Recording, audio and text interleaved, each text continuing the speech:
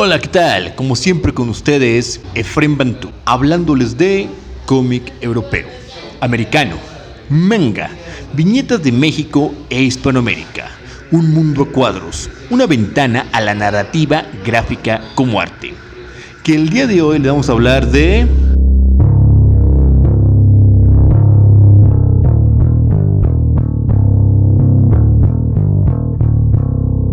postapocalipsis, cultura punk y el deseo de ser un canguro mutante para tener una novia así y fornicar con ella.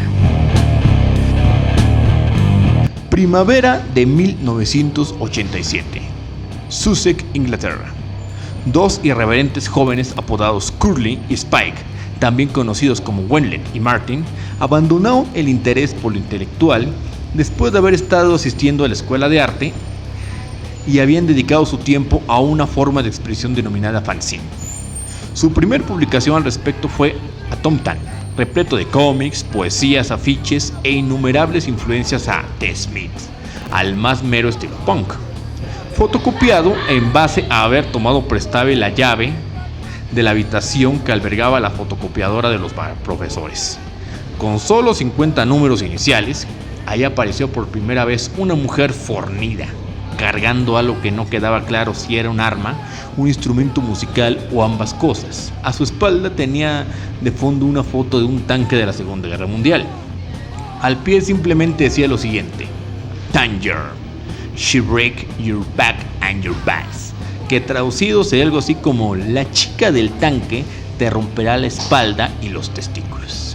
Obviamente que ahora vamos a hablar de ese personaje tan irreverente como sus creadores, tan referente a la cultura punk, que también fue llevado al cine de una forma muy peculiar en los 90s y que sigue vigente: la chica del tanque, Tanger.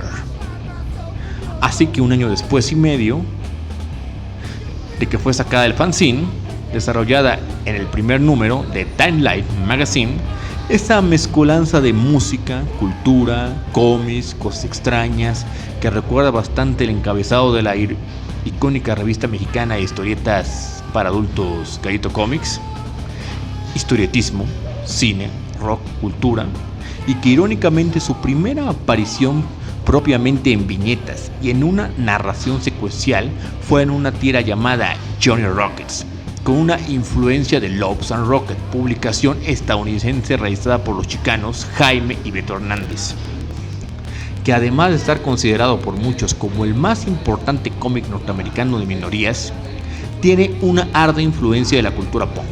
De hecho, anteriormente Wenlet y Martin, creadores de Tanger, la chica del tanque, ya habían creado a un personaje llamado Rocket Girl, inspirado en uno de los personajes de dicha publicación tan emblemática de la cultura chicana, y añadiendo el tanque, que al criterio de los autores fue incluido por el hecho de que ambos eran chicos setenteros y proliferaban las películas sobre ellos en la televisión, específicamente en la televisión británica.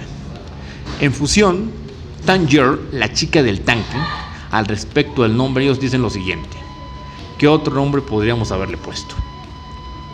Y antes de continuar con nuestro irreverente personaje, será necesario detenernos a explicar una subcultura trascendental que mucho ha influenciado a esta y muchas otras publicaciones, no solo británicas, sino también a la ya mencionada edición mexicoamericana de Loves and Rockers.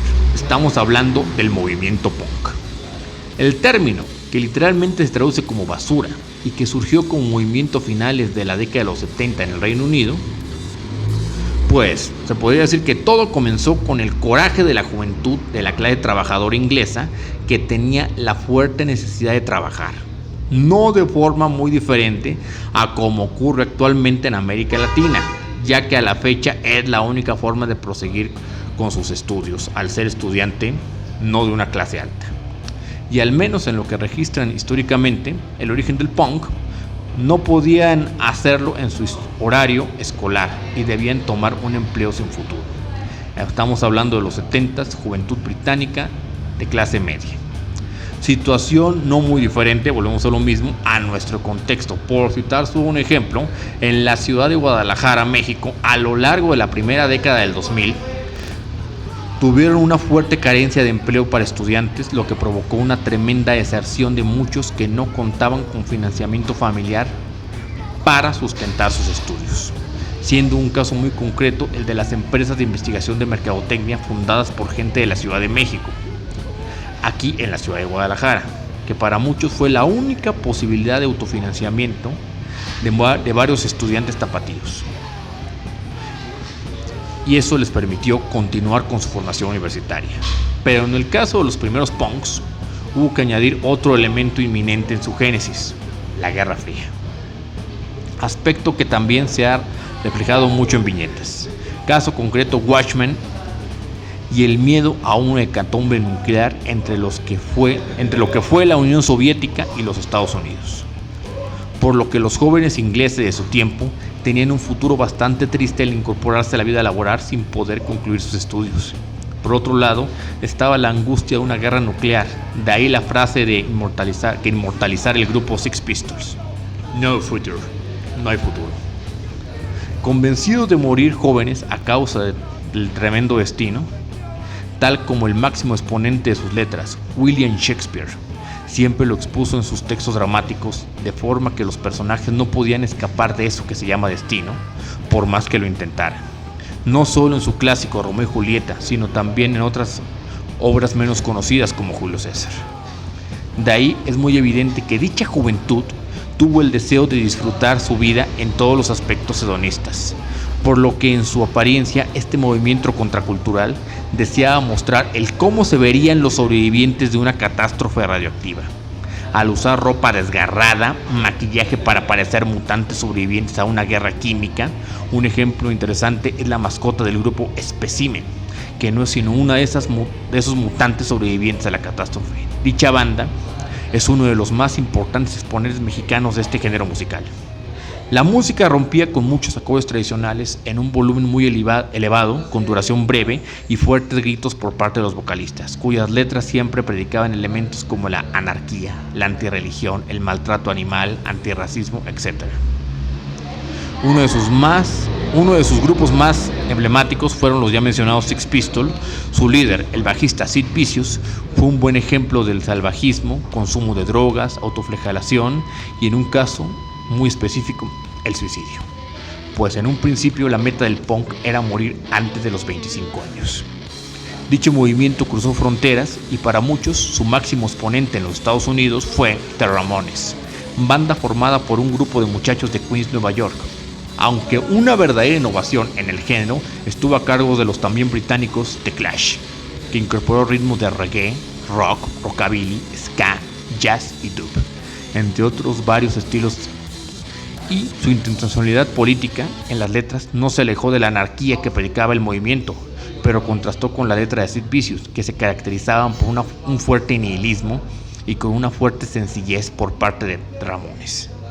Se ha comentado que la mejor canción que demanda todas las atrocidades de la Guerra Civil Española estuvo a cargo de The Clash. Su álbum, The London Calling, se ha considerado como uno de los mejores discos de toda la historia del rock y de la música en general a lo largo del siglo XX. En México, como ya se mencionó, dicho movimiento no fue la excepción, teniendo especialmente dos capitales: Ciudad Nezahualcóyotl en la zona metropolitana de la Ciudad de México y la fronteriza Tijuana en Baja California.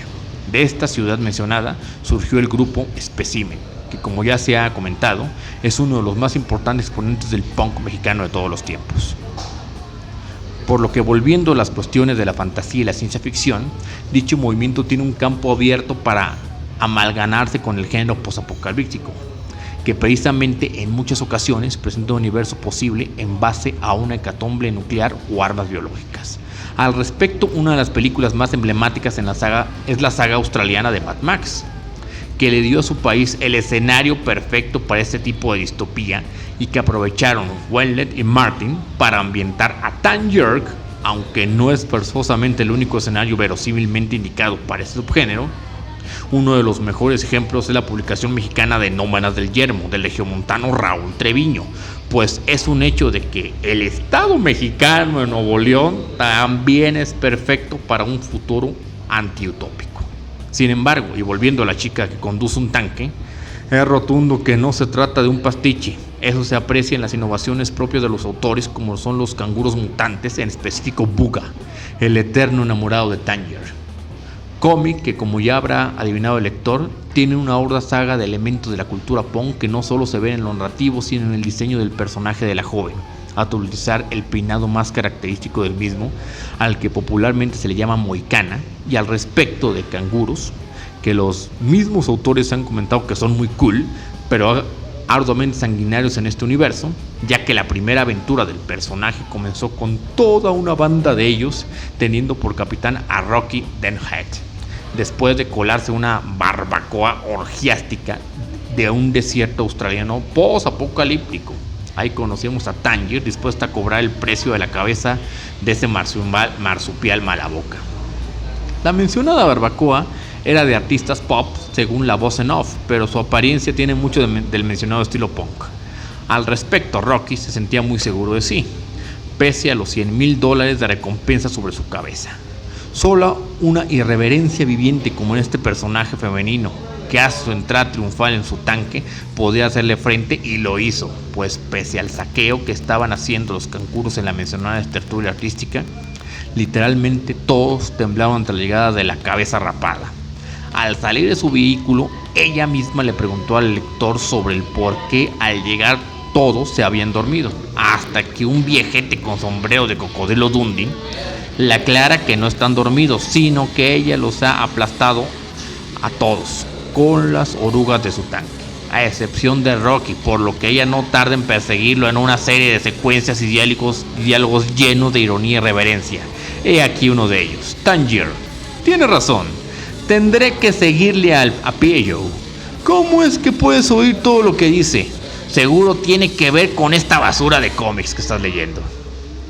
Finalmente, ambos suben a una roca y se derrumban en la arena. Ríen como amigos o incluso novios, pues ella no en sus labios, pero sí literalmente en su hocico, por lo que Rocky le pide permiso para irse y ella descarga su pistola en su pecho para terminar el cómic dando un consejo.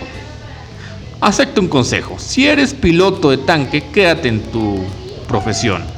No te vuelvas avariciosa y no aceptes cazar recompensas, especialmente si se trata de un canguro, porque a la hora de la verdad se hace duro pegarles un tiro a los muy cabritos. El siguiente capítulo comienza con el personaje despertando de una resaca con varias latas de cerveza a su lado. No se ha dado cuenta que su tanque está de cabeza, sujeto por 2 rocas del desierto australiano. Después de encender su primer cigarrillo del día, recibe una llamada por radio que le ordena asistir a una fiesta en el puerto de Sydney, donde el presidente Hogan hará acto de presencia y ella debe entregarle un cargamento de bolsas de colostomía. En su camino rumbo a dicha urbe aparece un excriminal con rastas, completamente desnudo y con microscópicos genitales, que al cometer la osadía de tirar al personaje de su vehículo, es evidente que para ella firmó su sentencia de muerte. Mientras en Sydney, el mandatario clama por la presencia de Tangier, que al perseguir al excriminal descubre que le volcó el tanque y al acercarse a él la golpea, desatando aún más el coraje de esta mujer, que al encontrar lo que lo puede aniquilar, el agresor le lanza un mini mortero con ambas manos, logrando exterminarlo, pero quedando también ella inconsciente, por lo que la explosión, para despertar y darse cuenta que el presidente literalmente se descargó todo y ella es la culpable, por lo que se ha convertido en una fugitiva. Estas son solo las 2 primeras entregas, que evidentemente son historias arduamente sencillas, pero que cobran valor literario por la forma en que son contadas y que conforme se consolidó el personaje aumentaron su profundidad. Es necesario comentar también que hubo una versión cinematográfica en el año de 1995 que presentó un universo un tanto más estructurado, donde no había agua a causa de un impacto de un cometa contra la Tierra. E incluso se le puso un nombre al personaje: Rebecca. Pese a los clichés sobre las malas adaptaciones cinematográficas basadas en personajes de cómic, Tangier bien se ha ganado un lugar como película de culto, pese a que no tuvo el éxito comercial de otros filmes. Y en realidad eso era de esperarse, pues pese a su éxito, esta publicación nunca ha dejado de ser underground. En este caso, la película se alejó de la trama original para tener un sentido verosímil dentro del lenguaje cinematográfico, aspecto totalmente válido, y que sin embargo muchos reniegan. Una comparación contemporánea podría ser Kick-Ass, cuya versión en celuloide soluciona muchos aspectos que en su narración gráfica caen incluso en lo ridículo, lo que demuestra la tremenda afinidad entre estas dos formas de expresión artística, que comparten elementos como lo son los planos. La principal aportación a la versión que se hizo de esta chica del tanque para la pantalla grande es la notoria combinación de ilustraciones estáticas y viñetas, algunas propias del cómic de Wendell y Martin, otras creadas solo para la película, que dentro del estilo del personaje es totalmente válido e innovador. De hecho, bien puede ser utilizado por otros títulos de temática similar, específicamente en la ya mencionada adaptación de Kick-Ass, en la que pudo introducirse el arte de John Romita Jr. En cuestiones no tanto cinematográficas, pero sí en el mundo del video, es necesario comentar que Jamie Hewlett, además de dibujante secuencial, es diseñador y cofundador de la banda virtual de rock alternativo Gorillaz. He ahí la tremenda similitud con el arte de Tangier. Finalmente, no se omite el hecho de que la comercialización del personaje, como suele ocurrir en la historieta británica, que por cuestiones de idioma no puede competir contra una industria tan poderosa como la estadounidense, de hecho está sometida a ella. Aunque esto nunca ha impedido que las viñetas del Reino Unido tengan una identidad y un estilo propio muy característico. Al respecto, el ya mencionado autor regiomontano Raúl Treviño comenta que Nómadas del Yermo es un manga mexicano, pues después de La Danza de la Conquista, obra en la que incursionó el mercado europeo y llena de una rígida escolástica propia de escuelas como la francófona, la ibérica o la italiana, al viajar a Japón quedó fascinado con la imperfección en el dibujo. Sin embargo, analizando detenidamente tanto el dibujo como la historia y el diálogo, no se trata totalmente de un pastiche nipón, pues tiene otras influencias, específicamente tiene mucho el estilo británico, que en su esencia y como se ha analizado en el caso particular de Tangier, está totalmente alejado de lineamientos y rompe con varias reglas establecidas dentro de la narración gráfica, además de tener cierta libertad en su arte que no tiene el resto del estilo europeo, irónicamente Inglaterra, que es más liberal, y que al igual que en Oriente tiende a ser en blanco y negro. Por lo tanto, pese a que ahora encontramos a este título, creación de Hewlett y Martin, en cualquier tienda de cómics de Estados Unidos y en un formato meramente americano, el personaje nunca perdurará la irreverencia ni podrá negar su origen. Mismo caso ocurre ahora con los Love and Rocket, de los ya mencionados hermanos Jaime y Beto Hernández. Y de hecho, el 5 de mayo de 2018, Tangier encabeza la lista del Día del Cómic Gratis. Aún en su formato comercial, no deja de ser muy seductor esta mujer de mechón junto a sus dos mejores amigas, Subgear y Jetgear, por lo que muchos lectores masculinos, lejos de ser el típico personaje gallardo y bien parecido a la historieta estadounidense, desearían, por el contrario, ser un canguro mutante y no muy inteligente como Bugha. Todo sea por fornicar con ese irreverente personaje, por lo que su esencia siempre será subterránea. Lo mismo ocurre con el punk, que quizá no exista verdaderamente como el movimiento que fue en su génesis, pero sigue existiendo en su riqueza musical.